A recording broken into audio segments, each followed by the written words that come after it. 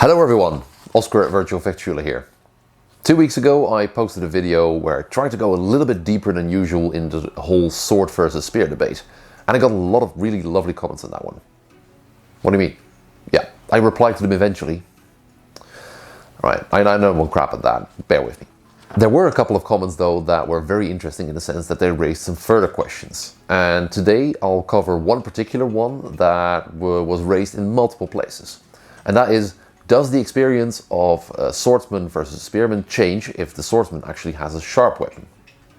People revert me to a video made by Roland Warszecha of Dimikator, where he pretty much made the following point.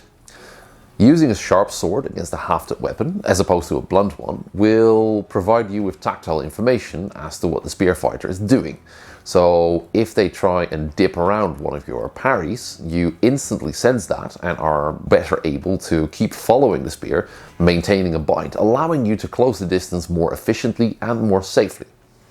This makes a fair amount of sense to me, but I was still very much itching to try this out myself.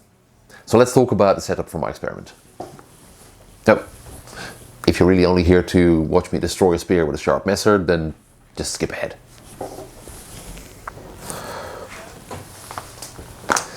The big question is, of course, whether this actually works. A lot of people like Roland's work very much, and there's also others that don't. A common criticism of fencing with sharp swords like this one is that it comes with a whole new set of artifacts.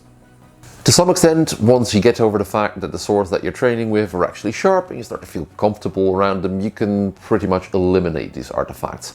But this is a very difficult process, and I doubt you'll ever be fully able to completely get rid of all these artifacts. Minimalizing them is hard, and it's not being made any easier by the fact that there's very few people that you would trust to fence with sharp swords against you, right? This means you very quickly get some sort of an echo chamber with regards to your fencing. That said, I was still curious to try and parry a spear with this sharp messer, just to see whether Roland's idea actually holds up. What you're about to see is an experiment conducted by experienced fencers under supervision. For your safety and the protection of those around you, don't try this at home. No, really, don't. I wanted to test this both at a lower speed and under a bit more pressure. We took the same spear as last time. It's not great, but at least I don't feel bad about hitting it with a sharp messer. For those interested, the shaft is some sort of generic hardwood with very similar properties to ash shafts. It's not 100% accurate, but close enough for today. In order to do this safely, Janienke held the spear at its very end and made a series of 5 consecutive thrusts. Every time I parried a thrust, and I stay in the same position, I don't go forward, she was allowed to seek the next opening. The goal here is not to see whether I could win exchanges against the spear, but rather to see to what extent I could predict when and where the spear would be striking next, in order to parry that next attack. We started with nylon as warm-up, and that really was not much fun. No tactile information at all. Blunt steel went a little bit better, but not by much, as we expected. Up next though, I swapped the blunt messer for a sharp one. At first I asked Janienke to go a little bit slower. Not by much, but just enough to make sure I could focus on actually binding the spear.